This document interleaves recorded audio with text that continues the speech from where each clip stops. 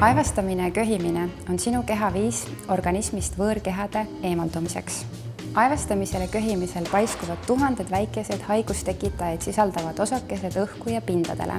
Seega üks väga oluline asi, mida me saame teha, et haiguse levikut tõkestada, on köhimisel ja aevastamisel katta oma nina ja suu. Ära köhi ega aevasta oma nina või suud katmata. Ära kasuta oma nina ja suu katmiseks ka peopesasid.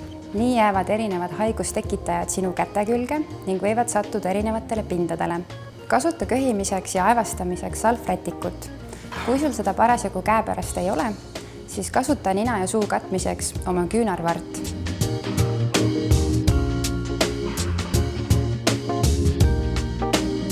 Pärast köhimist ja aevastamist tuleb kindlasti oma käed ära puhastada. See aitab meil tõkestada viiruse levikut ja aitab meil püsida kõigil tervetena.